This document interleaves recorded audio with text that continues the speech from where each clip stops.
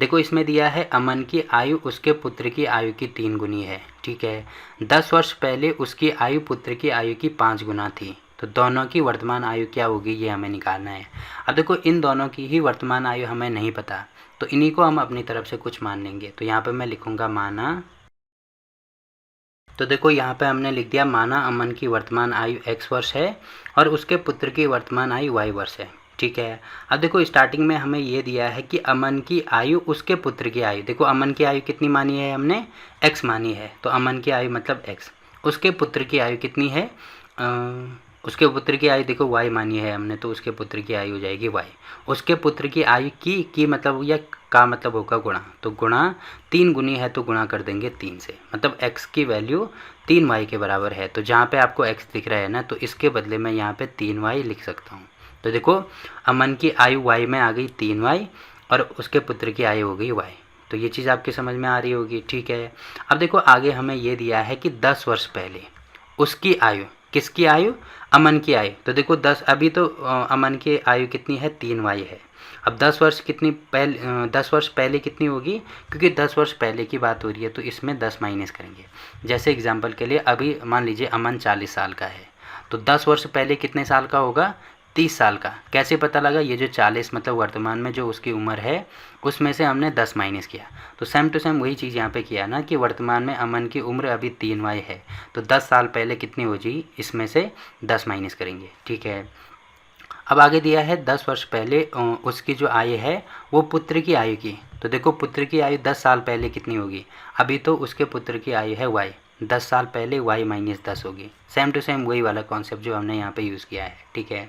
पुत्र की आयु की 5 गुनी थी, तो 5 गुनी होने का मतलब ये जो पुत्र की आयु है ये इसका 5 गुना हो जाएगा, क्योंकि दिया है ना पुत्र की आयु की 5 गुनी, तो पुत्र की आयु ये है, इसका 5 गुना करना है, ठीक है। मतलब इसकी वैल्यू इसके बराबर है। अब देखो ये समीकरण बन गई, ये हमने कहाँ से लिखे है, ये प्रश्न के अनुसार लिखा है, तो यहाँ पे लिखेंगे प्रश्नानुसार, ठीक है। तो प्रश्नानुसार ये चीज़ें हो रही है।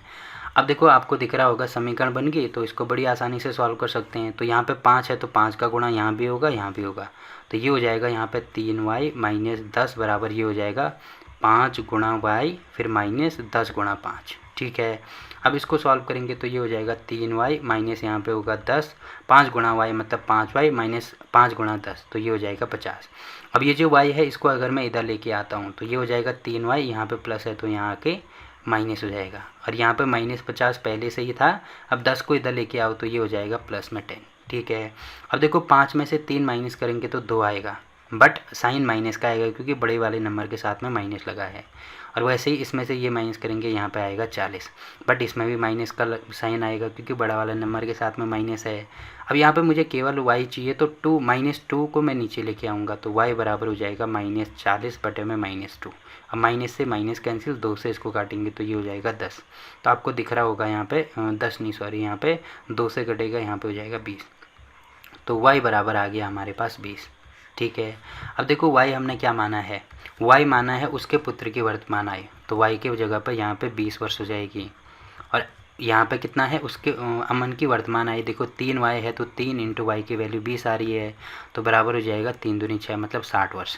तो लास्ट में ये चीज़ लिखनी भी होगी, देखो मैं यहाँ पे लिख रहा हूँ बट आप लास्ट में लिखेंगे अतः अमन की वर्तमान आयु बराबर होगी 60 वर्ष और उसके पुत्र की वर्तमान आयु बराबर हो जाएगी 20 वर्ष। तो यही चीज़ हमने निकालनी थी। अगर अपने आंसर को चेक भी करना है तो यहाँ पे कर सकते हैं कि अमन की आयु देखो 60 वर्ष है और अमन के पुत्र की आयु देखो 20 वर्ष है, ठीक है। तो आपको दिख रहा होगा ये वाला क्वेश्चन भी यहाँ पे कंप्लीट हो गया। अब इस वाले क्वेश्चन में कहीं पे भी किसी भी स्टेप में अगर आपको कोई दिक्कत आती है तो आप कमेंट करके पूछ सकते हैं, ठीक।